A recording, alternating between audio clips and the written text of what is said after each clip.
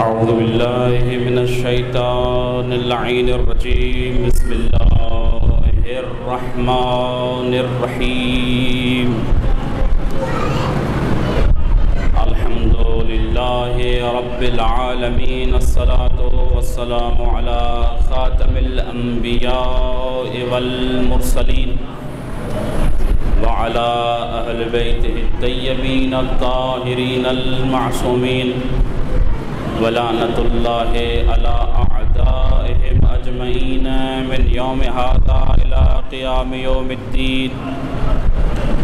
أما بعد فقد قال الله سبحانه وتعالى في محكم كتابه: بسم الله الرحمن الرحيم.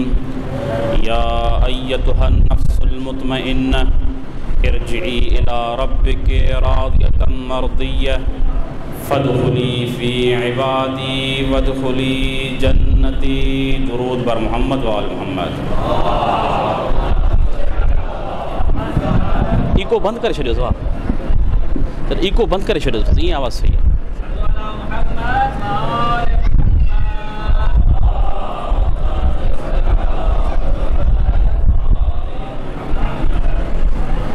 حمد و تعریف ہے قادر مطلق کے لیے کہ جس نے حضرت انسان کو ظلمت عدم سے نکال کر وجود نور بخشا. درود و سلام ہو محمد و آل محمد پر کہ جن کے صدقے میں اللہ تعالیٰ اس کائنات کو خلق فرمایا. بیزاری اور نفرت ہے اعداء اہل البیت سے. سب سے پہلے تو گزارش کروں گا فاتحہ کی ہیئت طلاب سندھ کے تمام مرحومین کے لیے کہ جنہوں نے عشرہ مجالس کا اہتمام کیا، اور لا سیما ہمارے دو محترم برادران سید سفیر سجاد شیرازی جو ایک بہترین حاذق خطیب تھے امام حسین علیہ السلام کے، اور ان کے ساتھ برادر محترم ناصر عباس، ان کے درجات کے بلندی کے لیے اور ان کے اہل بیت سے خصوصی شفاعت کے لیے ایک مرتبہ فاتحہ، 3 مرتبہ سورہ اخلاص. بسم اللہ الرحمن الرحیم. الحمد للہ رب العالمین الرحمن الرحیم مالک یوم الدین. ایاک نعبد و ایاک نستعین صراط الذین انعمت علیہم غیر المغضوب علیہم ولا الضالین. بسم اللہ الرحمن الرحیم. قل هو اللہ احد اللہ الصمد لم یلد ولم یولد ولم یکن له کفوا احد. بسم اللہ الرحمن الرحیم. قل هو اللہ احد اللہ الصمد لم یلد ولم یولد ولم یکن له کفوا احد. بسم اللہ الرحمن الرحیم. قل هو اللہ احد اللہ الصمد لم یلد ولم یولد ولم یکن له کفوا احد. درود بر محمد و آل محمد.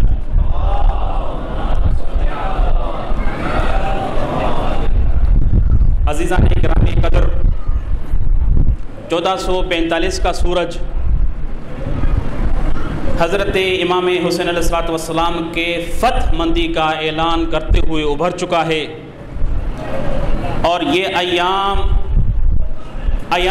انقلاب ہیں. یہ ایام ہے کہ انسانی روح تکامل کے مراحل کو طے کرے. امید کرتا ہوں کہ آواز سمجھ میں آ رہا ہوگا. لاؤڈ اسپیکر کا مسئلہ ہے لیکن کوشش کروں گا انشاءاللہ تعالی. عزیزان گرامی قدر، یہ ایام ہم اہل بیت کے چاہنے والوں کے لیے کسی نعمت سے کم نہیں ہیں، کیونکہ یہ وہی ایام ہیں جن ایام میں تھوڑے سے مدت کے اندر، ساعات کے اندر ایک گنہگار حر بن سکتا ہے. انسان جو ہم غیر معصوم انسان ہیں، اپنی تمام تر توان کے انشاءاللہ خرچ کرنے کے باوجود کہ ہم سے نافرمانی نہ ہو، کوتاہی نہ ہو، سستی نہ ہو، لیکن اس کے باوجود کوتاہیاں ہوتی ہیں. لیکن اللہ تعالیٰ نے اپنے اس کائنات میں ایک نظام رکھا ہے، جس نظام کے تحت انسان کے زندگی میں کافی مرتبہ ایسے مراحل آتے ہیں جن مراحل میں انسان کے لیے وہ تکامل کے مراحل طے کرنا انتہائی آسان ہو جاتے ہیں۔ عزیزان گرامی قدر، یہ وہی ایام ہیں جن میں ایثار کا، قربانی کا، جہاد فی سبیل اللہ کا، شجاعت کا درس دیا گیا ہے۔ ہم کہتے ہیں نا، ہے ہماری درسگاہ کربلا کربلا، انصاف سے اور حق و یقین سے اور انتہائی اطمینان سے مجھے یہ کہنے کا حق حاصل ہے کہ صرف و صرف، فقط و فقط سیدھا راستہ جو اللہ تک پہنچاتا ہے وہ حسین ابن علی کا راستہ ہے۔ یہ میں نے نہیں کہا، اللہ کے رسول فرما رہے ہیں، انہو مکتوب ان یمین عرش اللہ ان الحسین مصباح الہدا و سفینۃ النجات۔ ایک طویل حدیث ہے نا کہ رسول اللہ کے صحابی حضرت ابی رسول اللہ کے محفل میں تشریف فرما تھے کہ امام حسین علیہ السلام کا آنا ہوا۔ رسول اللہ دیکھ کر فرماتے ہیں، مرحباً بک یا زین السماوات والارضین، اے آسمان و زمین کی زینت، مرحبا۔ ابی نے دیکھ کر کہا، یا رسول اللہ کیف یمکن ان یکون احد غیرک زین السماوات والارض، یا رسول اللہ آپ کے ہوتے ہوئے کیسے ممکن ہے کہ کوئی اور زینت بن جائے زمین اور آسمانوں کی؟ رسول اللہ فرماتے ہیں، اے ابی والذی بعثنی بالحق نبیا، مجھے اس ذات معبود کی قسم جس نے مجھے خاتم الانبیاء کر کے بھیجا ہوا ہے، ان الحسین اکبر فی السماء من الارض، اللہ کے مخلوقات سماوی میں حسین ابن علی کا مرتبہ ضمیر والوں سے بہت زیادہ بلند ہے۔ یعنی مخلوقات سماوی، یا رسول اللہ،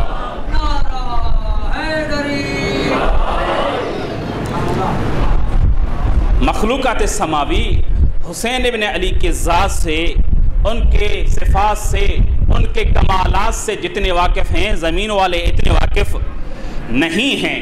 اور پھر فرمایا، حسین ہدایت کا چراغ ہے۔ عزیزان گرامی قدر، اس فقرے کی وضاحت کرنے کی حاجت ہے۔ انشاءاللہ طلبہ ہیں، اشارے کرتے جائیں گے، ملتفت ہوتے جائیں گے۔ چراغ کی کچھ خصوصیات ہوتی ہیں۔ امام علیہ السلام کو جو چراغ ہدایت کہا گیا ہے، کیوں کہا گیا ہے، کس وجہ سے کہا گیا ہے؟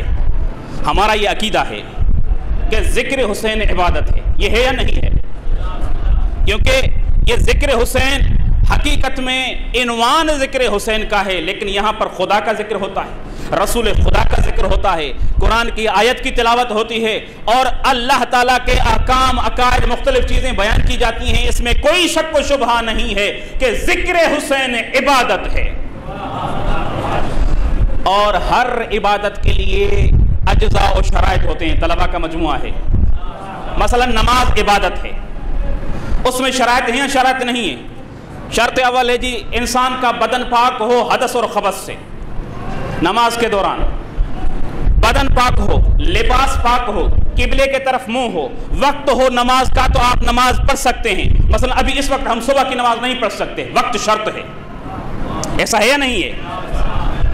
الا ماشاءاللہ شرائط و اجزاء ہیں۔ اسی طرح حج کے لیے شرط ہے، قادر ہونا چاہیے، قدرت ہو، شروط عامہ میں سے انسان عاقل ہو، بالغ ہو۔ لیکن ذکر حسین ایسی عبادت ہے جس میں اس طرح کا کوئی شرط نہیں ہے، جس وقت چاہو کر سکتے ہو، جس طرف منہ کر کے چاہو کر سکتے ہو، مرد ہو کوئی، چاہے بچہ ہو، چاہے غریب ہو یا امیر ہو، چاہے کوئی بھی نوان ہو، عالم ہو یا غیر عالم ہو، جس وقت جب وقت مرضی کرے چاہے ذکر حسین کر کے عبادت انجام دی جا سکتی ہے۔ لہذا حج کے لیے شرائط ہیں، نماز کے لیے شرائط ہیں، روزے کے لیے شرائط ہیں، لیکن ذکر حسین، کیونکہ ہم نے کہا کہ امام حسین علیہ السلام کو تشبیہ دی گئی ہے چراغ سے، اور چراغ کے خصائص اور خصوصیات میں سے یہ ہے کہ جب چراغ جلتا ہے تو اس کی روشنی ہر کسی تک پہنچتی ہے، چاہے اس چراغ کا ماننے والا ہو، چاہے ماننے والا نہ ہو، چاہے مسلمان ہو چاہے غیر مسلم ہو، چاہے چھوٹا ہو چاہے بڑا ہو، چاہے مرد ہو چاہے خاتون ہو، چراغ جب جلے گا تو اس کی روشنی سب تک برابر آئے گی۔ اسی وجہ سے رسول خدا فرما رہے ہیں حسین ابن علی ہدایت کا چراغ ہے، جو حسین ابن علی سے ہدایت لینا چاہتا ہے بغیر کسی شرائط کے آ جائے حسین کے ذکر میں اور ہدایت لے۔ حسین ابن علی ہدایت کے چراغ ہیں، وہ سفینۃ النجات اور نجات کی کشتی ہے۔ حسین ابن علی ایسی ذات ہے جس کی وجہ سے روایات میں ہے کہ سب معصومین کی شفاعت کا ایک دائرہ ہوگا، سب معصومین گناہگار لوگوں کی شفاعت کریں گے، لیکن حسین ابن علی کے دروازے سے جتنی شفاعت ہوگی اتنی کسی سے شفاعت نہیں ہوگی۔ رسول خدا صلی اللہ علیہ وآلہ وسلم درود پڑھیں محمد و آل محمد۔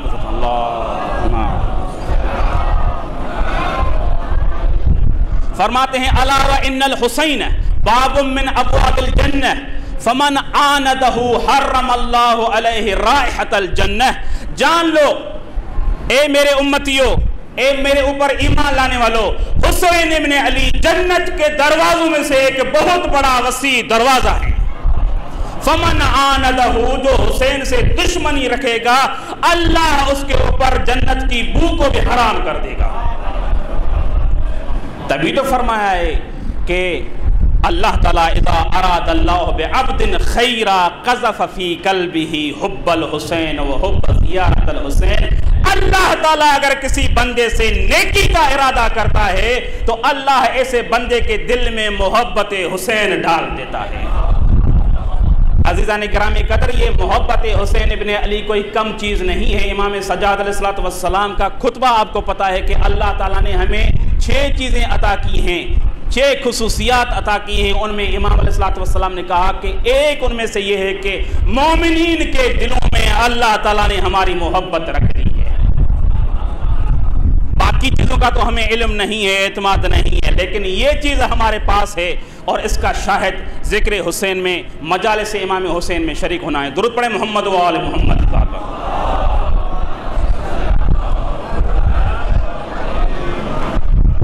عزیزان گرامی قدر، کربلا کے واقعے سے پہلے اگر انسانوں کی تقسیم کی جائے تو کئی لحاظات سے تقسیم ہو سکتی ہے۔ انسان رنگ کے لحاظ سے، انسان کے علم و عدم علم کے لحاظ سے، انسان کے ہنر کے لحاظ سے، انسان کے مسکن اور وطن کے لحاظ سے تقسیمات ہوتی ہیں۔ کوئی انسان گورا ہے، کوئی کالا ہے، کوئی چھوٹے قد والا ہے، کوئی بڑے قد والا ہے، کوئی کسی ملک سے تعلق رکھتا ہے، کوئی کسی ملک سے تعلق رکھتا ہے۔ انسان مرد ہے یا خاتون ہے، بچہ ہے یا بالغ ہے، عاقل ہے یا غیر عاقل ہے، لیکن واقع عاشورہ کے بعد انسانوں کی 2 قسمیں ہو جاتی ہیں، یا تو انسان حسینی ہوتا ہے یا یزیدی ہوتا ہے۔ پتہ نہیں چلتا تھا کہ یہ کس صنف سے تعلق رکھتا ہے، لیکن حسین بن علی نے آسان کر دیا کہ کربلا کے واقعے بعد، عاشورہ کے بعد انسان 2 حصوں میں تقسیم ہوتے ہیں، یا انسان حسینی ہے یا انسان غیر حسینی یزید طرف سے۔ عزیزان گرامی قدر، حسین بن علی علیہ السلام کی محبت کے تقاضے ہیں۔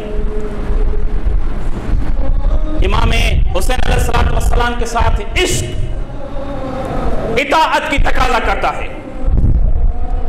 اگر اطاعت وفا میں تبدیل ہو جائے اور شہنشاہ وفا کوئی بن جائے تو ان کے لیے مظلوم کربلا کے یہ جملے نظر آتے ہیں، ارکب بنفسی انت یا ابو الفضل العباس، اے عباس سوار ہو جاؤ، تمہارے اوپر میری حسین کی جان قربان ہو جائے۔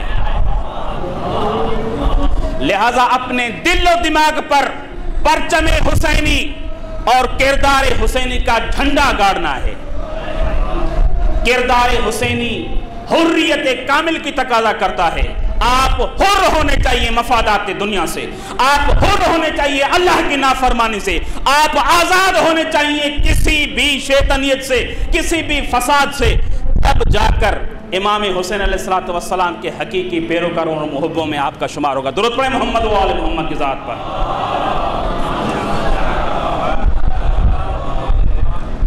کیوں 60-61 ہجری میں 72 امام حسین علیہ السلام کو ملے؟ کیا اس وقت مخلوق موجود نہیں تھی؟ کیا لوگوں کی جمع کفر دوسرے طرف سے نہیں تھی؟ بہت سارے لوگ تھے، 72 کیوں نکلے؟ امام علیہ السلام نے جواہر ارض کو انتخاب کیا تھا،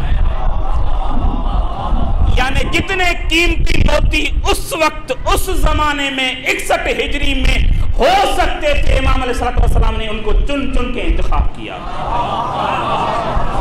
لہذا آپ اصحاب امام حسین علیہ السلام کے صفات عالیہ میں پڑھیں گے تو یہ کامن اور مشترکہ صفات نظر آئیں گی۔ کان قارئا بالقرآن متہجدا ناسکا، زہیر کے بارے میں پڑھیں، حبیب نے مظاہر کے بارے میں پڑھیں، مسلم بن اوسجہ کے بارے میں پڑھیں، برے حمدانی کے بارے میں پڑھیں، جس کے نافع کے بارے میں پڑھیں۔ مشترکہ صفاتیں، قاری قرآن تھے، تقوی پرہیزگاری ان کا وتیرہ تھا، اپنے خاندان اور قبیلے میں بہت ہی شریف اور شرافت سے مشہور تھے۔ بعض تو ایسے تھے جو ایک ہی رات میں قرآن کا ختم نکالتے تھے۔ یہ آج کل دنیا میں قرآن مجید کو جلایا جا رہا ہے، تکلیف ہوتی ہے، ہمیں دکھ ہوتا ہے۔ کیوں؟ کیونکہ ہمارے ائمہ نے قرآن کی حفاظت کی ہے۔ حسین ابن علی اس ذات کو کہتے ہیں جو ظاہری گردن تو کٹ سکتا ہے لیکن قرآن کی تلاوت پھر بھی نہیں چھوڑتا۔ نوکے نیزہ پہ جس ذات نے تلاوت کی ہے وہ آپ کا اور ہمارا امام ہے۔ لہٰذا عزیزان گرامی قدر، علم سے آراستہ ہونا اور الہادی اور ایسے نظریات کا دفاع کرنا اور ان چیزوں کا جواب دینا بھی ہمارا کام بنتا ہے، حسینیوں کا کام بنتا ہے۔ کیوں یزید کو اس وقت کوئی زمین پہ کسی اور سے خطرہ نہیں تھا؟ بہت سارے صحابہ موجود تھے۔ ایک بہت جملہ ہے کہ مولانا مودودی کا، کہ کسی نے اس سے پوچھا کہ جب صحابہ یزید کی پیروی اور اطاعت کر چکے تھے، بیعت کر چکے تھے، تو حسین ابن علی نے کیوں بیعت نہیں کی؟ تو اس نے کہا کہ یہ سوال غلط ہے، سوال یوں ہونا چاہیے کہ جب حسین ابن علی فرزند رسول نے بیعت نہیں کی تو صحابہ نے کیوں کی؟ ملاک صحابہ نہیں ہے، ملاک وہ ہے جس کو رسول خدا جوانان جنت کا سردار کہتا ہے۔ احب اللہ من احب حسینہ، جس کی محبت اللہ کا محبوب بناتی ہے، ملاک وہ ہے۔ لہذا سوال نے یہ نہیں ہونا چاہیے کہ سب صحابہ نے جو بیعت کر دی تو حسین بن علی کرتے، سوال یوں ہونا چاہیے کہ جب فرزند رسول نے نہیں کی تو باقیوں نے کیوں کی؟ کیونکہ یزید بھی جانتا تھا کہ باقیوں کے بیعت سے مجھے کوئی فرق نہیں پڑتا، باقی چاہے وہ صحابہ کا عنوان بھی رکھتے ہوں، ان کی بیعت سے میرے حکومت کو تشریعی حیثیت نہیں ملے گی، لیکن اگر حسین ابن علی میری بیعت کر لے تو میرے سارے جرائم و گناہ شرعی ہو جائیں گے۔ لیکن حسین ابن علی کوئی عام ذات نہیں ہے۔ کیا معین الدین چشتی نے کہا، شاہ است حسین بادشاہ است حسین، دین است حسین دین پناہ است حسین، سرداد نداد دست در دست یزید، حقہ کے بنا لا الہ است حسین۔ حسین ابن علی بھی جانتا تھا کہ یزید کے ہاتھ میں اگر میں نے ہاتھ دے دیا تو یہ اپنی منحوس حکومت کو اسلامی بنا لے گا، لہذا سر کٹوا دیا، لیکن دست در دست نہیں کیا۔ حسین ابن علی کسی دین کو ماننے والا نہیں ہے، حسین خود دین ہے، دین است حسین۔ ہم جو ہیں دیندار ہیں، دین کو ماننے والے ہیں، لیکن حسین ابن علی دین ہے خود، کیونکہ اس ذات کا فرزند ہے جس ذات کے لیے رسول اللہ نے فرمایا کہ ملاک جب پتہ نہ چلے کہ ہم کہاں جائیں تو حق علی کے ساتھ ہے، علی حق کے ساتھ ہے، قرآن علی کے ساتھ ہے، علی قرآن کے ساتھ ہے۔ اے عمار، جب پوری کائنات ایک راستے پر چل رہی ہو اور اکیلا علی ایک راستے پہ چل رہا ہو تو عمار علی کو چھوڑ کے کہیں نہیں جانا، کیونکہ علی ہی وہی واحد ذات ہے جو جنت تک تمہیں پہنچا دے گا۔ لہذا حسین بن علی کی ذات عجیب کمالات کی ذات ہے۔ ایک شخص ہے جو امام صادق علیہ السلام کے پاس آتا ہے، درود پڑھیں محمد و آل محمد کے ساتھ۔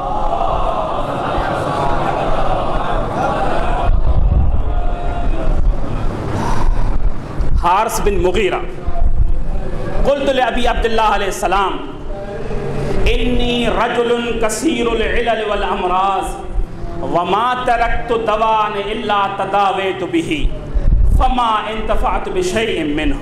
فرزند رسول، میں ایک ایسا شخص ہوں جس کو بہت زیادہ بیماریاں ہیں، مرض ہیں. رجل کثیر العلل والامراض. دیکھیں حسین بن علی کو اللہ تعالیٰ نے جب خالص قربانی دی جائے تو کتنے کمالات عطا کیے ہیں. فرماتا ہے کہ میں ایسا شخص ہوں جس کو بہت زیادہ مرض ہیں. میں نے دنیا کی کوئی دوا نہیں چھوڑی جو میں نے استعمال نہ کی ہو، لیکن فما انتفعت بشیء منہ، مجھے کوئی فرق نہیں پڑا، میرا مرض کسی سے کم نہیں ہو رہا. فقال لی این انت عن دین قبر الحسین. امام علیہ السلام فرماتے ہیں کہاں ہے تمہاری عقل، قبر حسین کی مٹی سے کیوں نہیں شفاعت حاصل کی. فقال الامام علیہ السلام فإن فیہ شفاء من کل داء وامنا من کل خوف. اے مغیرہ، اے حارث بن مغیرہ، اللہ تعالیٰ نے قبر حسین کی مٹی میں ہر مرض کی شفا رکھی ہے اور ہر خوف سے امن کا سہارا اس کو قرار دیا ہے. فقال اذا اخذتہ، پھر امام نے فرمایا کہ جب کھا رہے ہو مٹی استعمال کرو تھوڑی سی ذری شفا کے لیے، تو اس طرح کہنا ہوتا ہے اللہم انی اسألک بحق ہذہ الدین، بار الہ اس پاکیزہ مٹی کا واسطہ، وبحق الملک الذی اخذہا وبحق النبی الذی قبضہا وبالحق الوسیع الذی حل فیہا. امام فرماتے ہیں جب یہ تربت حسین استعمال کرو تو یوں دعا کرو بار الہ اس مٹی کا واسطہ، اس فرشتے کا واسطہ جو اس مٹی کو لے کے آیا تھا رسول اللہ کے پاس، رسول اللہ کا واسطہ، اور اس وسیع رسول حسین ابن علی کا واسطہ جو اس مٹی میں مل چکا ہے، مجھے شفا بخش دے. پھر وہ روایت کرتا ہے فَأَخَذْتُ كَمَا أَمَرَنِي، میں نے اسی طرح کیا جس طرح امام نے حکم دیا. فَصَحَّ جِسْمِي قال فَمَا رَأَيْتُ مَا ذَلِكَ بِحَمْدِ اللَّهِ مَكْرُوحًا وَلَا مَحْظُورًا. جب سے میں نے قبر حسین کی مٹی سے شفاعت حاصل کی ہے اس دن کے بعد کوئی مرض مجھے لائق نہیں ہوا اور کسی تاغوت زمان سے مجھے کبھی خوف محسوس نہیں ہوا. عزیزان گرامی قدر، حسین ابن علی عام ذات کا نام نہیں ہے. حسین ابن علی وہ ذات والا صفات ہیں جس کا رنگ اگر صحیح معنی میں انسان کے وجود پر چڑھ جائے تو بغیر کسی شک و شبہ کے انسان کو اعلیٰ مراتب جنت تک پہنچا دیتا ہے. عزیزان گرامی قدر، لیکن حاجت اس چیز کی ہے کہ حر بنے ہم. دیکھیں شہداء کربلا کے سامنے، حضرت حر کے سامنے دوسرے طرف سے کمانڈر بننا تھا 1000 فوجیوں کا، مال و ملکیت تھی، منصب تھا، شہرت تھی، سب کچھ تھا، لیکن سب چھوڑ دیا. عزیزان گرامی قدر، اصحاب حسین کی طرح ہمیں بھی دنیا کی شہرت، دنیا کا مال، دنیا کی لالچ، جو چیزیں اللہ کے قرب سے مانے بن سکتی ہیں ان کو چھوڑنا پڑے گا، تبھی رنگ حسینی ہمارے اوپر چڑھے گا. اور جب رنگ حسینی چڑھتا ہے تو اس وقت انسان کی کم از کم قیمت جنت بن جاتی ہے. عزیزان گرامی قدر، آج ہمارے اس سلسلے مجالس کی آخری مجلس ہے اور میری خواہش تھی کہ ذکر مصائب کو کچھ ٹائم کے لیے پڑھا جائے اور اپنے آخرت کے لیے سامان تیار کیا جائے، کیونکہ عزیزان کرام قدر امام حسین علیہ السلام کے مصائب پہ رونا، امام علیہ السلام کے ذکر پہ گریہ کرنا، مصائب پہ گریہ کرنا ایک بہت بڑی عظیم نعمت ہے. میں ایک روایت تمہیداً پڑھتا ہوں اور پھر مختصر کر کے اس ذکر کو تمام کریں گے. امام صادق علیہ السلام درود پڑھیں محمد و آل محمد کی ذات پر.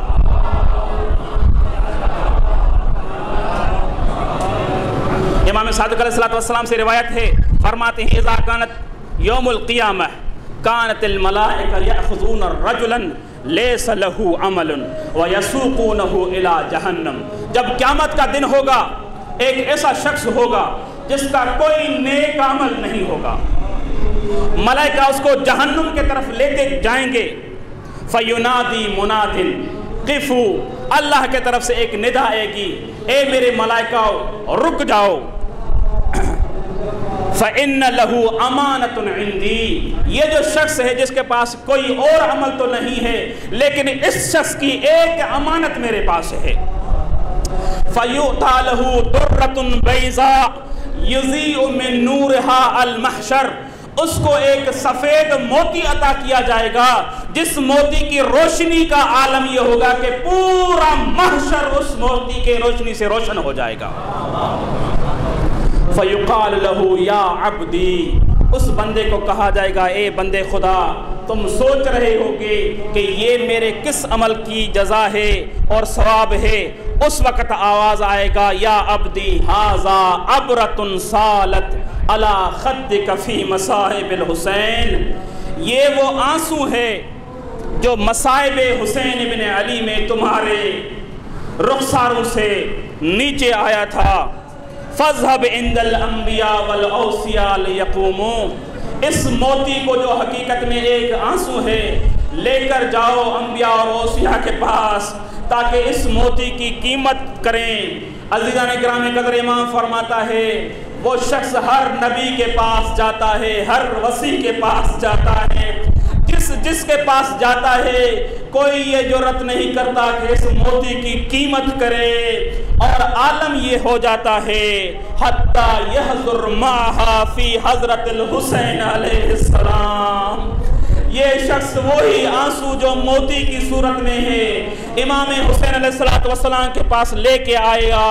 فلما ينظر الیہ الحسین علیہ السلام یعانقہ ویلاطفہ کل اب شفیق لولدہ، امام علیہ السلام اس موتی کو لے گا اور گلے لگائے گا اور اس طرح پیار کرے گا جس طرح ایک محبت کرنے والا باپ اپنے بیٹے سے کرتا ہے.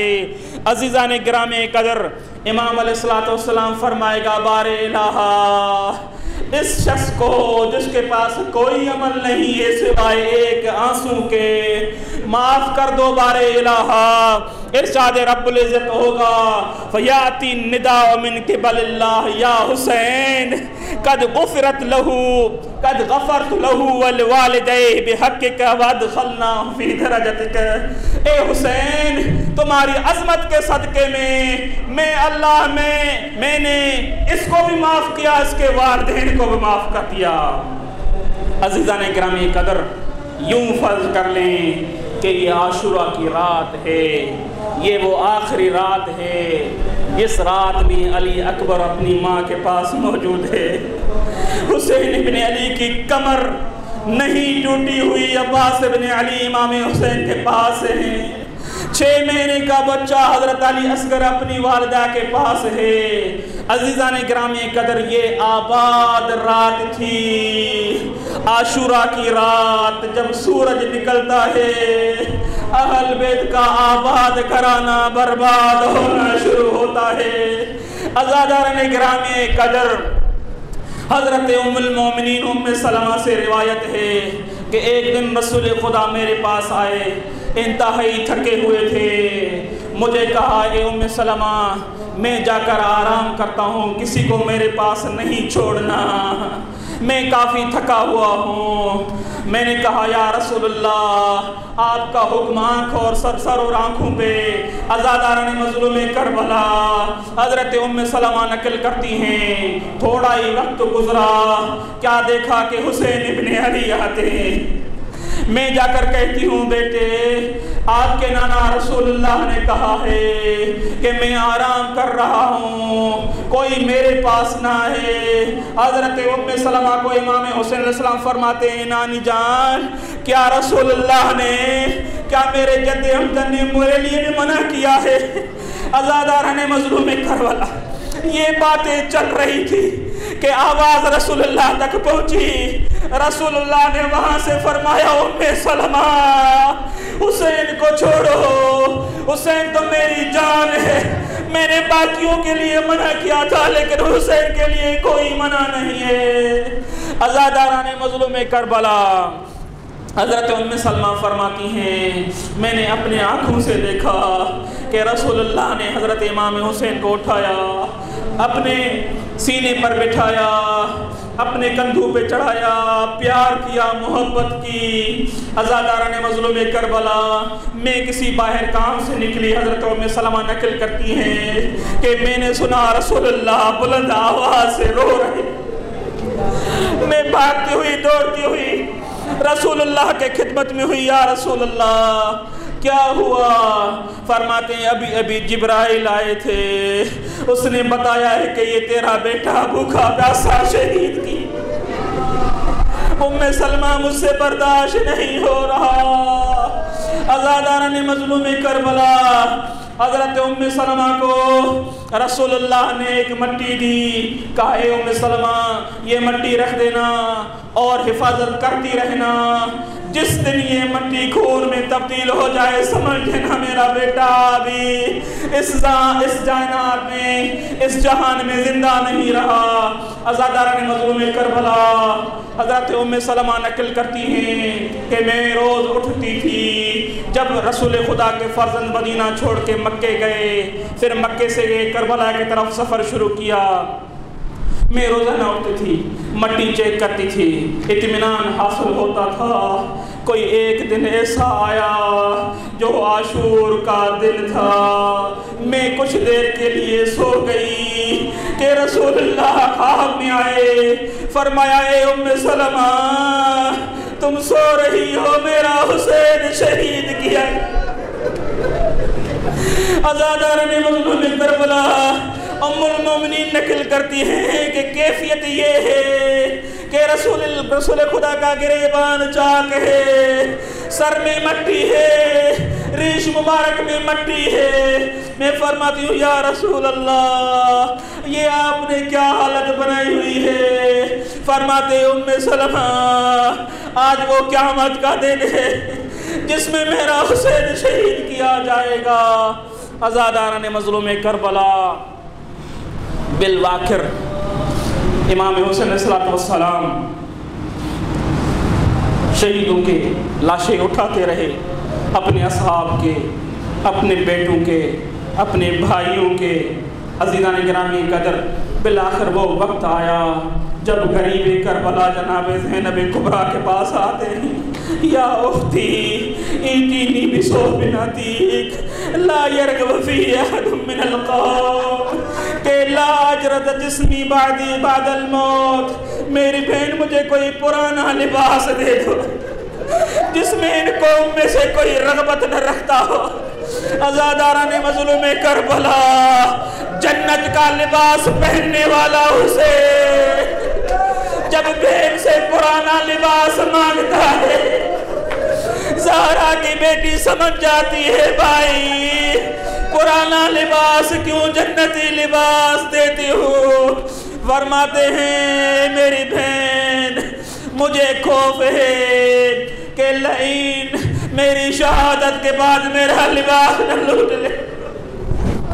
عزاداران مظلوم کربلا، امام حسین علیہ السلام نے وہ پرانا لباس لیا اور مولا علی کی تلوار ذوالفقار سے اس کو پہننا شروع کیا۔ عزاداران مظلوم کربلا، پہلے سے پرانا لباس تھا، پھر جگہ جگہ سے چاک کیا۔ امام علیہ السلام کا ایک ہی ہدف تھا، کہیں ایسا نہ ہو میری شہادت کے بعد رسول زادیہ اولاد فاطمہ علی کی بیٹیاں میرے جسد کے اوپر آئیں اور میرا جسد لباس۔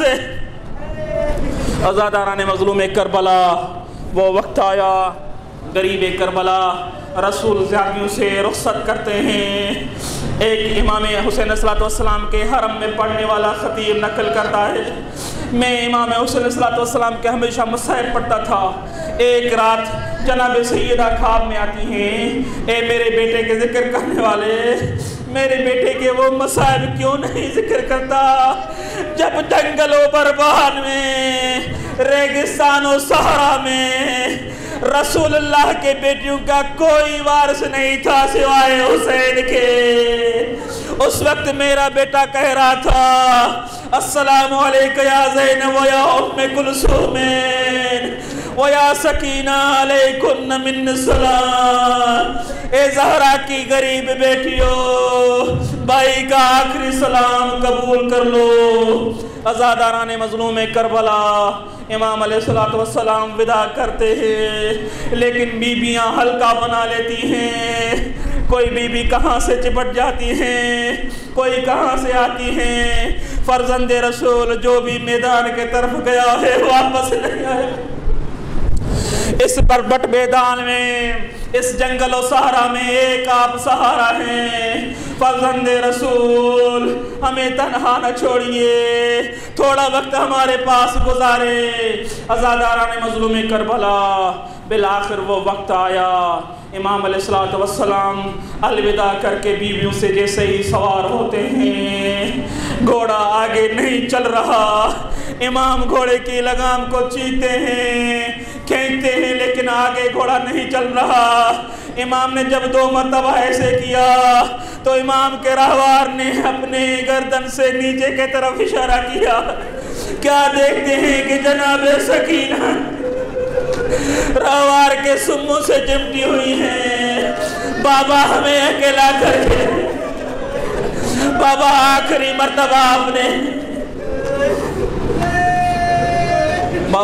مرتبہ اپنے گود میں بٹھائیے۔ عزاداران مظلوم کربلا غریب زہرا آتے ہیں میدان جہاد میں، اللہ کی راہ میں ایسا جہاد کرتے ہیں کہ بھوکے پیاسے شہید جتنوں کے لاشیں اٹھائے، 57 سال عمر ہے، اپنے بیٹے کا لاشا اٹھایا، جوان بھائی کا لاشا اٹھایا۔ خود امام کے جملے ہیں الان انکسر ظہری، امام کی ظہر کی، امام کی کمر کی طاقت ٹوٹ چکی تھی۔ حضرت علی اکبر کے بعد امام کی روشنائی آنکھوں کی کم ہو چکی تھی، لیکن پھر بھی فرزند زہرا نے ایسا جہاد کیا جس کا تاریخ میں مثال نہیں ملتا۔ مقتل کی کتب لکھتی ہیں کہ فرزند رسول نے جب حملہ کیا تو لشکر یزید اتنا بھاگا کہ کوفے کی دیواریں نظر آنے لگی۔ عزاداران مظلوم کربلا امام علیہ السلام نے ایک جگہ بنائی ہوئی تھی، حملہ کر کے وہاں پر واپس آتے تھے اور لا حول ولا قوت الا باللہ پڑھتے تھے، حملے کرتے رہے کہ ایک مرتبہ آواز سماوی آئی، یا ایتھا النفس المطمئنہ ارجعی الی ربک راضیۃ مرضیہ، اے نفس مطمئنہ اب اللہ کی طرف آ جاؤ کہ تیرا معبود تجھ سے راضی ہے۔ امام نے اپنی تلوار ذوالفقار نیام میں رکھی، لینوں کے 4000 تیر انداز آگے بڑھے، کوئی کہیں سے تیر مارتا ہے، کوئی کہیں سے پتھر مارتا ہے، جس کے پاس کچھ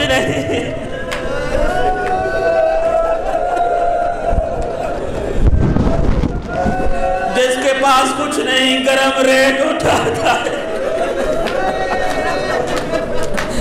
یا رسول اللہ، امیر المومنین کے جوار میں بیٹھے ہوئے ہو، آئندہ سال پتہ نہیں کس کو یہ عبادت نصیب ہوگی۔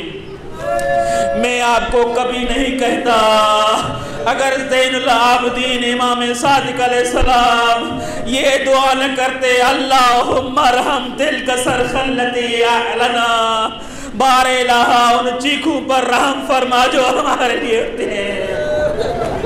عزیزان گرامی قدر، ائمہ سے ملتا ہے کہ میرے دادا کے مسائل میں رونے پر شرم نہ کرنا، ہو سکتا ہے کسی کے سامنے کسی کے پہلو میں زہرا بیٹھی ہو۔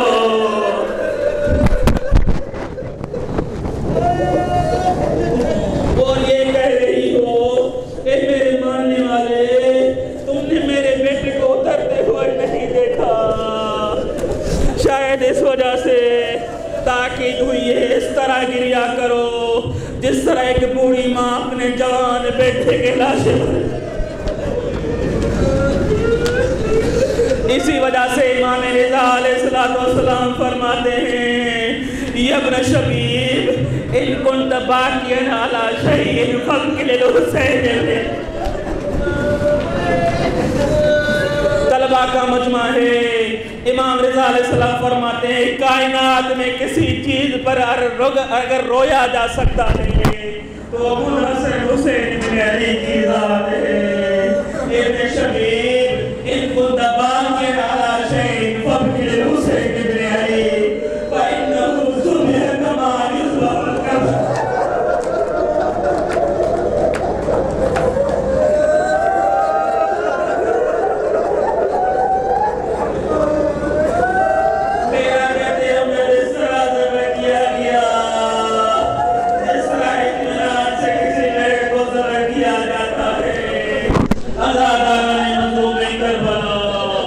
شدت زخموں کی وجہ سے امام علیہ السلام کا جسم مبارک اتنا کمزور ہو چکا تھا کہ ابھی رہوار پہ رہنا باقی ممکن نہیں تھا۔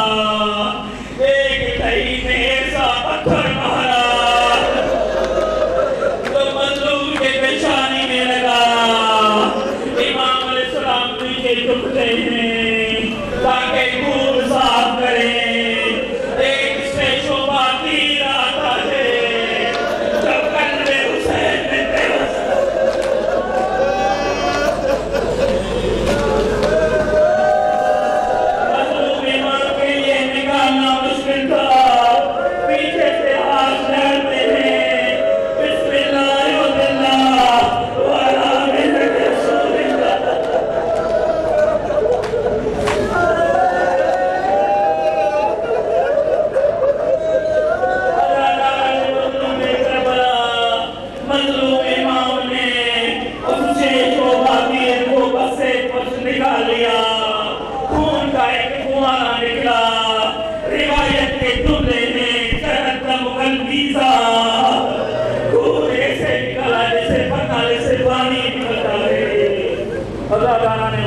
کربلا بہت عبادت کر چکے ہیں، وہ وقت آیا کہ مظلوم کربلا دین پر صبر نہیں سکے۔ یہ کوئی قدیمانہ جملہ نہیں ہے، تاریخ گواہ ہے غریب زارا کے جسم پر اتنے تیر تھے کہ جب رہوار سے نیچے آئے تو زمین پہ نہیں گھستے تیروں کے ابھرتے۔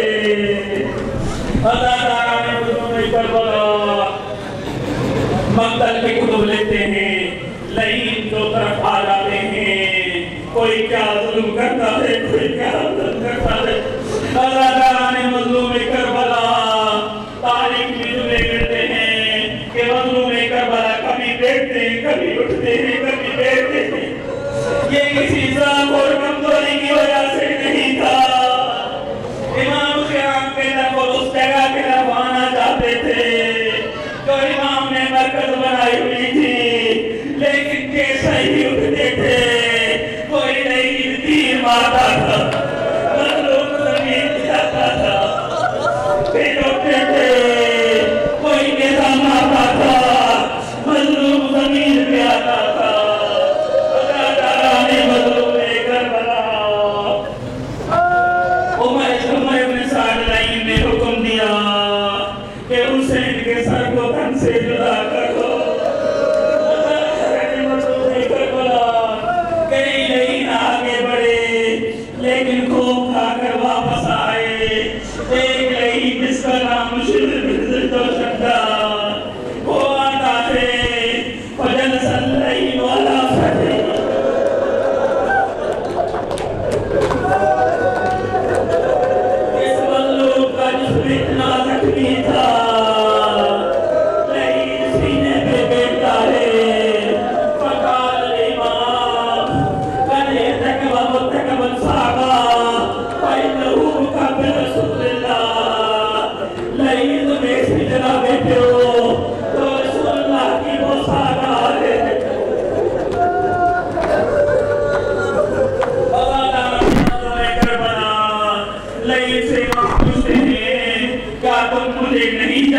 ہو؟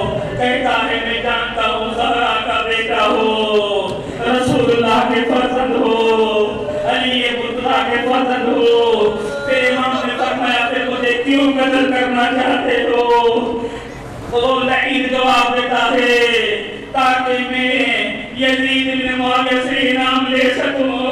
مظلوم امام فرماتے ہیں کیا تم نہیں چاہتے کہ قیامت کے دن مجھ نانا رسول کی شفاعت نصیب ہو؟ اے لعین اس کام سے باز آ جاؤ۔ لعین ایسا جواب دیتا ہے فقال ذلك من جائزة يزيد أحب إلي من شفاعة أبيك وجدك۔ لعین کہتا ہے یزید کے طرف سے ملنے والے ایک بھائی تیرے نانا اور تیرے والد کے شفاعت سے مجھے زیادہ محبوب ہے۔